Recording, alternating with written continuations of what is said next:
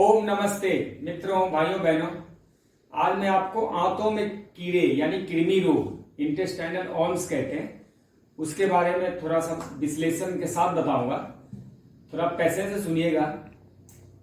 और आजकल बच्चों में 80% से ऊपर बच्चों में इंटेस्टाइनल ऑर्म्स पाए जाते हैं और बड़ों में भी लगभग 40-50%, 30% लोगों को पेट में कृमि होता है। इसकी वजह से क्या होता है कि उनका खून नहीं बनता शरीर में, या फिर अरुचि होता है, खुजलाहट, नाक के आसपास बहुत खुजलाहट होती है, पेट में गड़बड़ी रहती है, खाने में अरुचि रहती है और अनिद्रा, सांस में बदबू, आंखों के नीचे कालापन रहता है। इसके अलावा मल द्वार पर बहुत खुजलाहट होती है।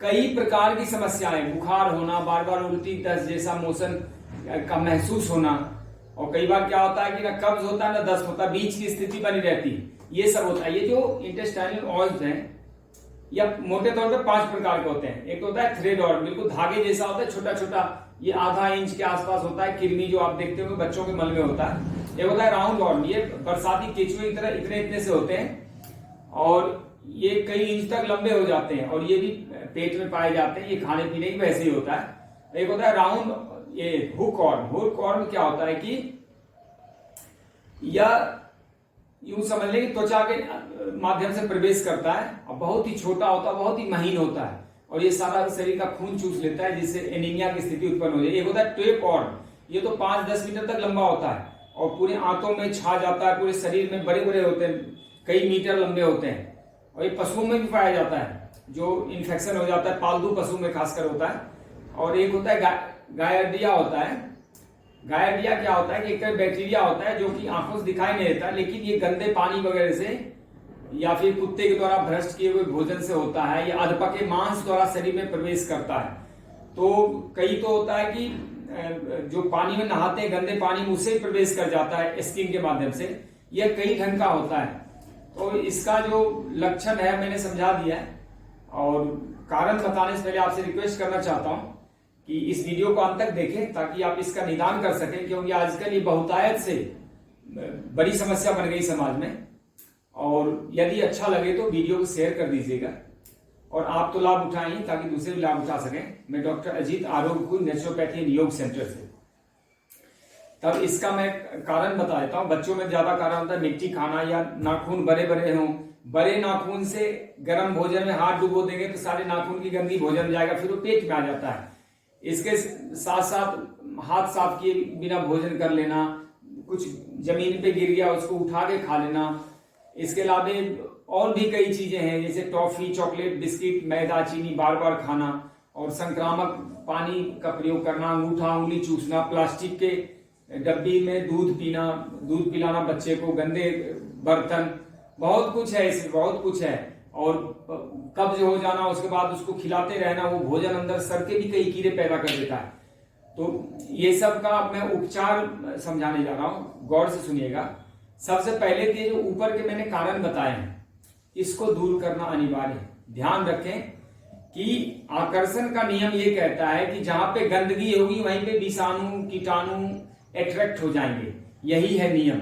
जैसे सूर्य में अग्नि होता है, सारे संसार की ऊर्जा का स्रोत सूर्य ही है, अग्नि का स्रोत। तो जैसे कभी अग्नि जलाते हैं तो वो अग्नि अपने आप ऊपर की तरफ भगता है, वो सूर्य की तरफ भगता है। इसी प्रकार जहां गंदगी होती है, वायरस, बैक्टीरिया, विषाणु, कीटाणु वहीं पे आकर्षित हो जाते हैं। तो आपको कहीं बाहर से लाने की जरूरत नहीं है। बाहर से तो कम ही होता है, 10-20%, लेकिन अंदर से ज्यादा होता है खतरनाक। तो अंदर के भोजन के सड़न से जब वायरस पनपता है तो वह बहुत खतरनाक हो जाए, सारे शरीर में फैलता है, खून खराब करता है, लिवर, किडनी, स्प्लीन, हार्ट सारी जगह इन्फेक्टेड कर देता है और फिर बड़े रोगों में कन्वर्ट होकर सारे शरीर को ही खा जाता है।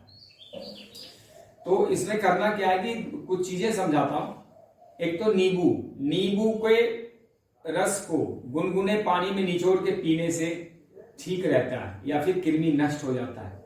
दूसरा, नारियल पानी, मौसमी के जूस, अनार के जूस, इस सब का सेवन अभी यदि किया जाए खाली पेट तो बहुत ही अद्भुत कार्य करता है। ज्यादा नहीं तो आधा कप ही सही, 100-150 ml से।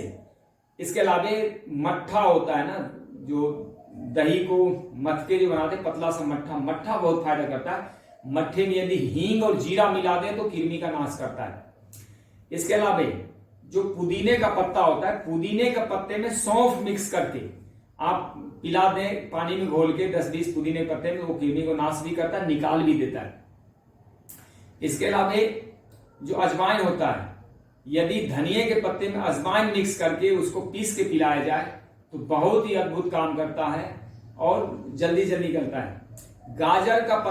गाजर और मूली ये दोनों कृमिनाशक होते हैं और इसके पत्ते भी बड़े गजब के होते हैं। यदि मूली के पत्तों को पीस के पिला दिया जाए शहद मिला के तो भी कृमिनाश हो जाता है। इसके अलावा 2 भाग दही और 1 भाग शहद, दही और शहद खिलाने से भी कृमिनाश होता है।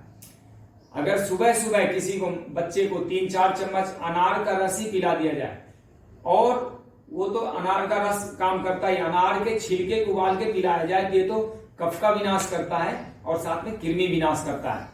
प्याज का रस, 1 चम्मच प्याज को कूच के रस निकालिए और उसे गुनगुना करके बच्चों को पिला दीजिए, कुछ मत मिलाइए, बहुत गजब का काम करता है। पालक का पत्ता, मेथी का पत्ता, बथुआ का पत्ता, तीनों में से कोई एक पत्ता ले लें, मात्र 50 ग्राम, और उसमें अजवाइन मिला के उसको पीस डालें और उसको पिला दीजिए, कृमि नाश होता है। नीम का गिलोय का पत्ता तो सब जानता है, नीम गिलोय से कृमि नाश होता है। इसके अलावा बेल का पत्ता जो होता है, बेल पत्र के रस को यदि कुछ भी मत मिलाएं, ऐसे ही पिला दें तो बेल का पत्र, बेल का फल भी कृमि नाश करता है। कई चीजें, घिया के रस में आप यदि थोड़ा सा धनिया, पुदीना या फिर कुछ नहीं तो नींबू का रस मिला के पिला दीजिए। टमाटर भी कृमिनाशक होता है। इसके अलावा घिया के बीज, लौकी के बीज को भिगो के रखते हैं 8-10 घंटे और उसको ऊपर का छिलका हटा के उसकी 8-10 या 15-20 गिरियों को ऐसे चला दें, उसमें थोड़ा सा हींग मिला दें या अजवाइन मिला दें और वो पिलाइए, बहुत ही अच्छा रहता है। कच्चे पपीते का रस भी कृमिनाशक होता है, पपीते का पत्ता भी कृमिनाशक होता है। इसके अलावा सबसे बेस्ट कृमिनाशक जो होता है वो होता है मरुआ का पत्ता, जिसको वन तुलसी भी कहते हैं। यदि 4-5 पत्ते ही उसको पिलाया जाए तो कृमिनाश करता है। इसके अलावा एक और अद्भुत चीज है, आरू का फल ऐसा है जो कृमिनाश करता है और आरू का पत्ता तो बहुत ही गजब का काम करता है।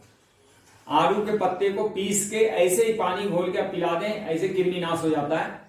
धुलाई, कृमि जिनको हो जाए उनको नहाना चाहिए फिटकिरी के पानी से, या फिर अपने जो एनस है गुदा पे फिटकिरी के पानी का छींटा मारना चाहिए। नींबू की शरीर में मसाज करनी चाहिए, नींबू रस का, नींबू पीना भी चाहिए, मसाज भी करनी चाहिए। त्रिफला भी बहुत काम करता है, त्रिफला, आंवला, बहेरा हरड़, एलोवेरा, यह सब कृमि को नाश करता है। मैंने कुछ थोड़े समय में जो आपको समझा सकता हूं यह समझाया। लेकिन बच्चे को क्या करना है कि दूध और दूध से बनी कोई भी चीजें थोड़े दिन के लिए नहीं देना है।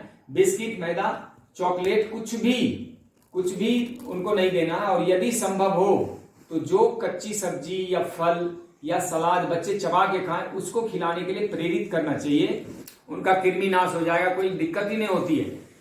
इसके अलावा यदि और भी आप चाहते हैं बहुत ही सरल सा फॉर्मूला आजमाना, तो आपके घर में काली मिर्च होता है, काली मिर्च, सौंफ, अजवाइन, जीरा, धनिया, इस सब में कोई भी चीज ले ले, तुलसी का पत्ता भी, इसका काढ़ा बना दें, गुड़ और नींबू मिलाकर उसको पिलाएं।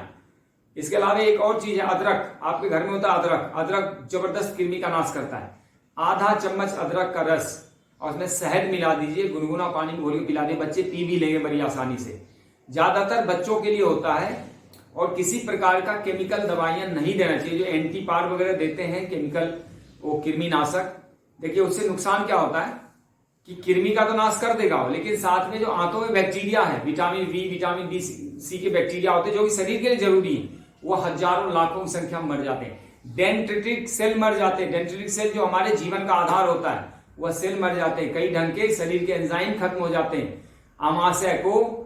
अमाशय में जो और आंतों में जो रेशे होते हैं उसको नष्ट करता है। केमिकल दवाइयां देने की जरूरत नहीं, प्रकृति ने बहुत कुछ बना रखी है। आप नेचर के संपर्क में आइए, और नेचर अपने आप में हमारे जीवन का रक्षक भी है, प्रेरक भी है, विकासक भी है, और नहीं यदि मानेंगे नेचर की बात तो वह मारक भी है। नेचर के पास सारा औषधि भी है और मारक क्षमता भी है। लेकिन कोई चीज लेने से पहले थोड़ा ये विचार करना है कि इसके बारे में जानकारी हो तभी लेना है। ऐसा नहीं कि किसी पत्ते के बारे में जानते नहीं हो और उसको मसल के पी लेंगे तो नुकसानदायक हो सकता है। हार श्रृंगार का पत्ता भी यदि पिला दिया जाए, मीठा नीम करी पत्ता भी पिला दिया जाए, कृमिनाश होता है। लेकिन हो सकता है एक बार में ना हो तो 2 बार करें, 3 बार करें। यह सब बहुत ही अद्भुत काम करता है। इसमें से आप जो कुछ भी कर सकते हैं वह कर लें, लेकिन दूध, दही, घी, पनीर, मक्खन, मिठाई इस सब से बचना चाहिए। और खासकर जिसमें चीनी पड़ा हो या बहुत अधिक जिसमें मैदा, बिस्किट, गेहूं का आइटम हो, यह सब कृमि को बढ़ाते हैं। तो मैं समझता हूं यदि आप 50-60% भी समझ गए होंगे इस मेरे बातों का, तो आपका तो कल्याण हो ही जाएगा और दूसरों को बता के आप उनका कल्याण कर सकते हैं। तो धन्यवाद। ओम जय हिंद, आपका कल्याण हो।